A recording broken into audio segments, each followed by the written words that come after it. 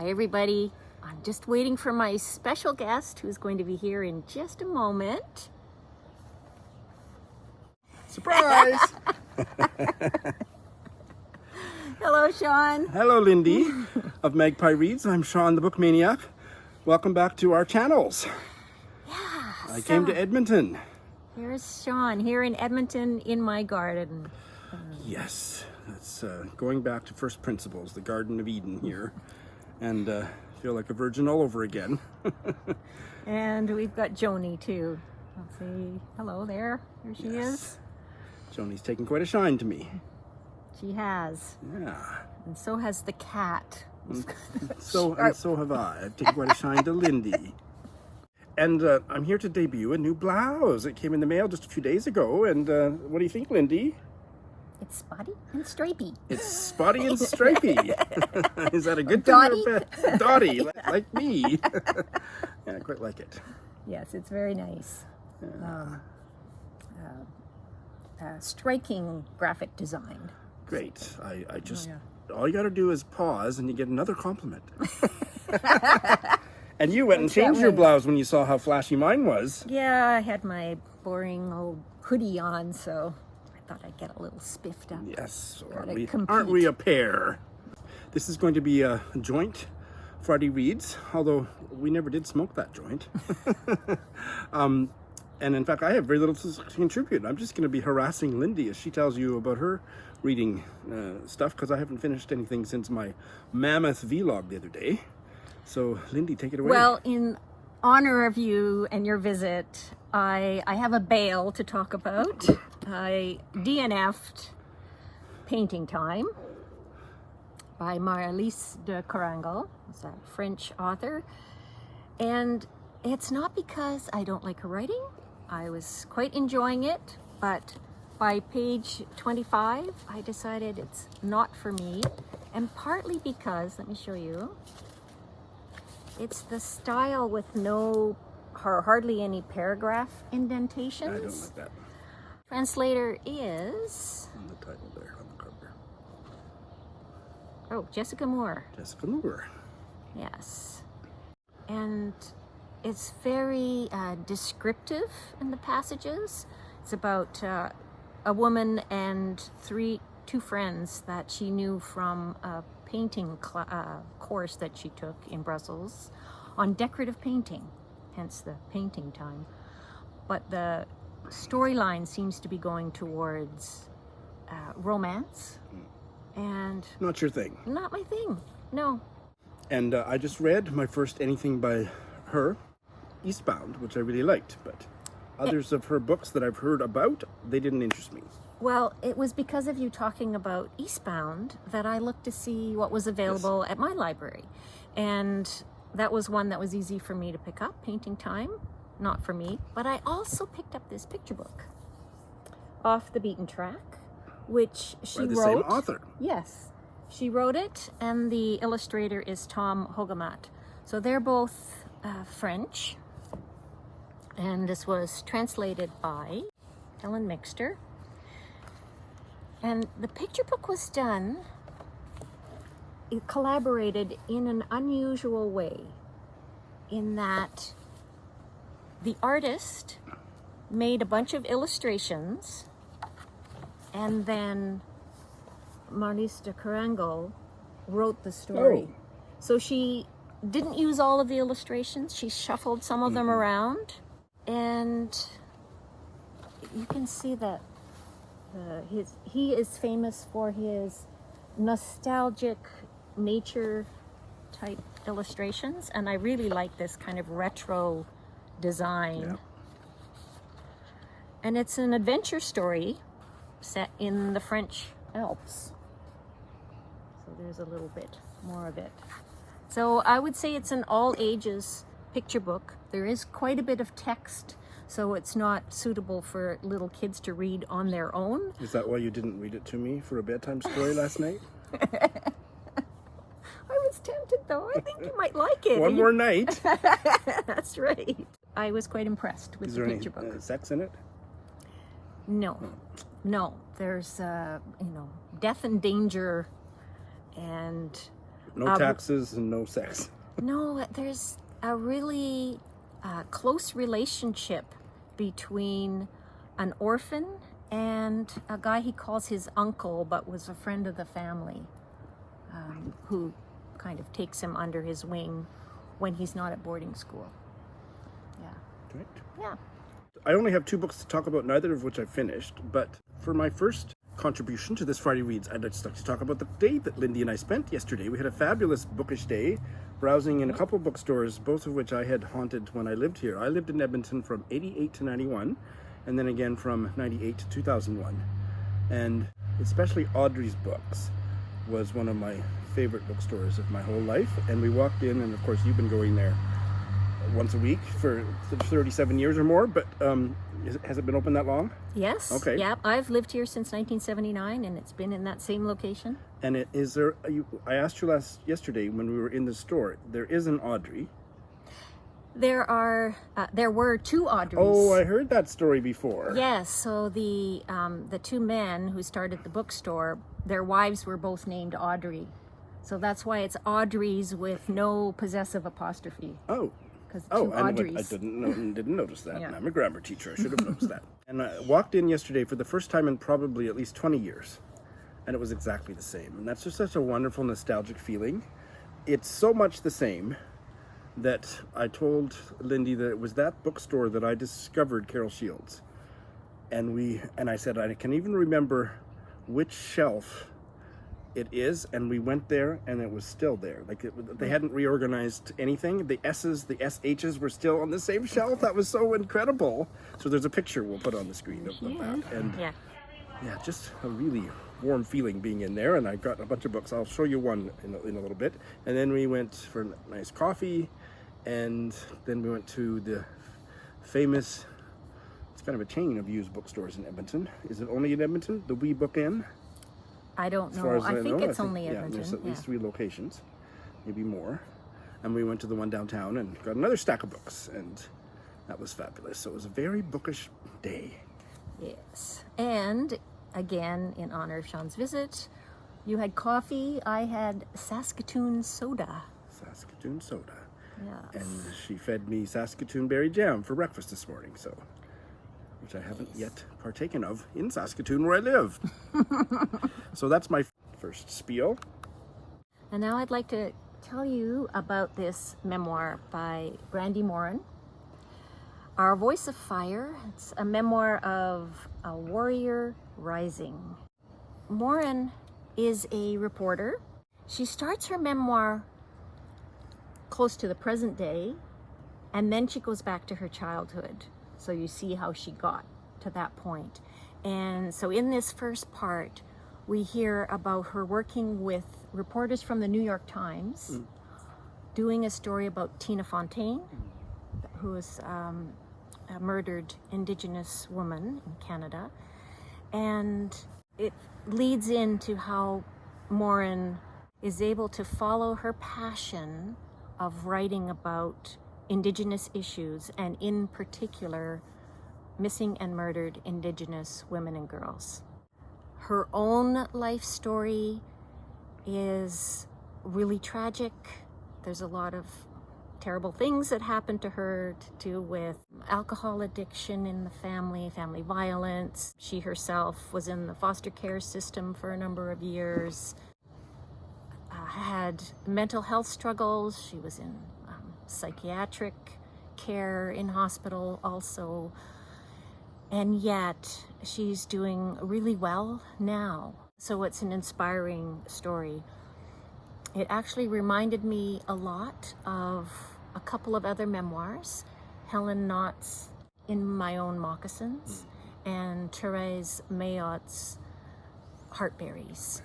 So if you've read either of those and you want something similar, yeah, I do recommend this. But, beware. She talks about difficult things, and even there's a chapter where she warns you about, if there's going to be sexual assault in this chapter, so you can skip if you want. Yeah. Sounds powerful. And she herself is, her father was French, and her mother Cree, and Iroquois. And she is a journalist today. Is she connected to any particular paper or TV station? Or Freelancing. She's written a lot for Al Jazeera. Oh, that's right. Yeah. And certainly she's got a strong presence on Twitter. I follow her there. Yeah. And New York Times. Yeah. Oh, great. Yeah. I'll just show you one of the books I bought. I'll do the rest of them on Patreon, as per usual. But this one literally was in a stack at the cashier. And so I added it at the very last minute to the pile. And it's an essay called On Browsing by Jason Guriel, who is a Toronto writer, including a verse novel. And he writes for various periodicals and journals, The Atlantic and The New Republic and so on, lives in Toronto. And this is a celebration of the dying art of losing an afternoon and gaining new appreciation among the bins and shelves of bricks and mortar shops, which was exactly what we were doing yesterday. Exactly what we did, and it was wonderful. Have you heard of this guy or this book? No. Yeah. No, it's all new to me. I look forward to hearing what you think of it. Well, I think it'll probably be one that I'll need to pass on to you. I'll read the opening paragraph, which is, I don't know if it's divided into chapters. Yes, it is. So the first chapter is called Browser History. There's something to be said for the Blockbuster video store of my youth. It was what we had in the suburbs, and it suited the way my mind worked. I liked encountering movies as physical objects dispersed throughout a large room, arranged down walls where the new releases went, and among shelves where the older stuff tarried. I suspect the image of walking through such a room will one day amuse my children. So there is something to be said about physically browsing. I buy a lot of my books online, but half of them I find by looking in a physical bookstore. So, which physical bookstore owners probably hate that I admitted that. What is that? Well, you did buy a lot of books in a physical bookstore yesterday. I still do. I buy a lot of books in any way possible. So I'm looking forward to reading that. Well, my next book that I'm going to tell you about that I just finished is actually an audiobook, and it ties into Brandi Morin's because it's called Warrior Girl Unearthed. It's a novel, a YA novel by Angeline Boulley, who is a Ojibwe author from the U.S. This is the second novel that she has set in the same Anishinaabe community, which is really close to the US-Canada border, and it's a fictional community. This one is 10 years later. Oh, right, you were telling me. After the first novel, which was called Firekeeper's Daughter. And the issues that she covers in this novel, which is more of a thriller, really, are missing and murdered Indigenous women and the repatriation of cultural artifacts and the skeletal remains of Indigenous people from museums back to their home communities. The underlying issues really interested me, and it's a thriller, so, there's lots of implausible things that happen, but it's still exciting to read, and she's done a great job with her characters. The audio narrator is the same as for the first book, Isabella Starr LeBlanc, who is Dakota, and she speaks the Anishinaabe words, that are, there's quite a bit of it in the text. Pronounce them, yeah, or she's learned how, as we all can do with Indigenous languages. Mm-hmm. You better than me. It's great. But it's great to have them in your ear. Absolutely. Yeah. So I recommend that if any of what I said has interested you. And is it a fairly new one? Yes, it just came out this year. Okay. The last thing that I'll talk about, I think, is this is a book that I'm going to be starting. I finished one and bailed on one in my vlog. Haven't finished anything or bailed on anything else since then, but the day is young. I'm going to start, this was on my Pride TBR. This is a gay British novel, 7 Nights at the Flamingo Hotel by Drew Gummerson. It's supposed to be really funny, and it's kind of a funny cover because it looks like it's soiled, but that's part of the cover design. Yeah. And that's all I know. This was recommended to me, I'm pretty sure, by Ronan Hession. And I remember exactly what he said to me when he recommended it. He said, "There's lots of bums in it. You'll like it." Like homeless bums? Or? No, the other kind of bums, the homoerotic buns. You're such a lesbian. Published in 2020, Drew Gummerson. I think this is his only book, certainly his first one. And I've heard really good things about it, but I hope I like it because he and I follow each other on Twitter. And flamingos. And yay. flamingos. Oh, looks like second person. Maybe. Yes. So the opening line, I'll skip this part. At 5 o'clock in the morning, you are woken by the sounds of the couple in the next room arguing. And this surprises you because the previous night they had kept you up with their passionate lovemaking. Okay. This does sound like a Sean book. It does. The arguing part or the passionate lovemaking part? A little of both. The passionate part. Okay, well, I've saved my favorite book for last. For usual. And it's a Canadian debut novel by Kai Thomas called In the Upper Country. Kai Thomas is Afro-Canadian, and this is a historical novel set during the time of the War of 1812 between the US and Canada, or the US and the British. And it is set in a Black community in Canada where the people have mostly escaped from enslavement in the US. Their relationship with Indigenous people is also central to the plot. Which reminds me that Angeline Boulley YA novel that I told you about, Perry, the central character, she is part Black and part Indigenous. And she experiences racism within certain members of her community because of that.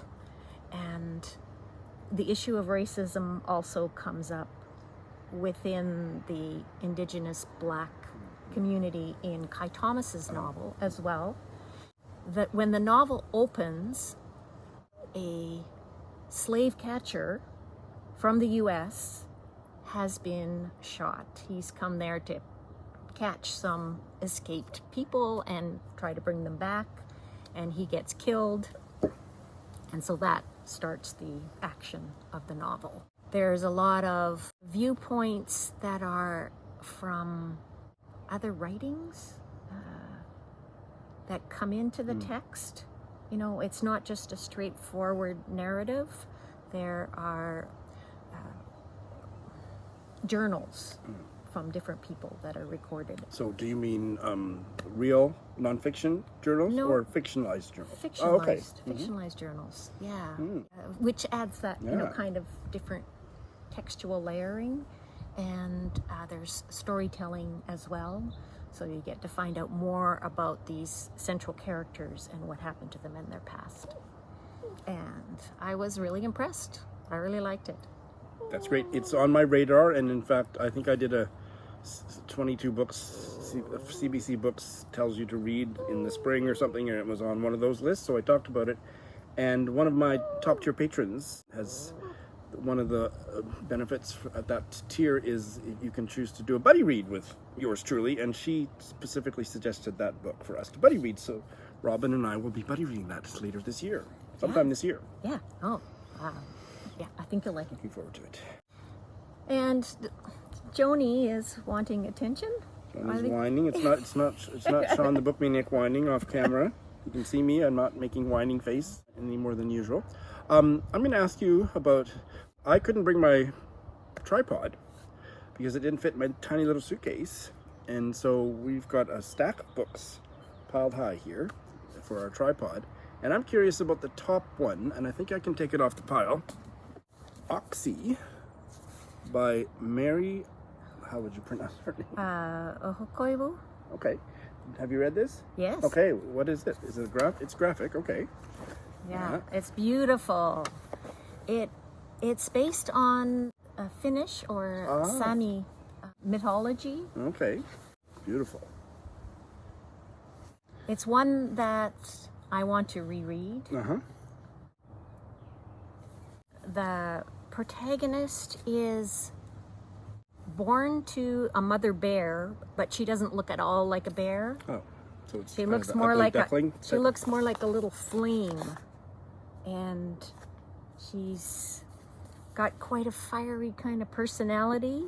It's like one great big long myth, and then pages like this it's like a song that's going on, so you can hear chanting or singing sort of. Well, I could as I was reading it. You know, it was really different from anything else I've ever read. Well, not saying a lot. And the translator, let me just find her name, Celia Maria Arampuro. I'm curious about that one. Are we done here? I think we're done here. So We've got more book talking to do off camera. we do. There's going to be more videos commemorating my auspicious visit to Edmonton, but stay tuned for those. But this is our joint Friday reads. Where is that joint, by the way? Bye.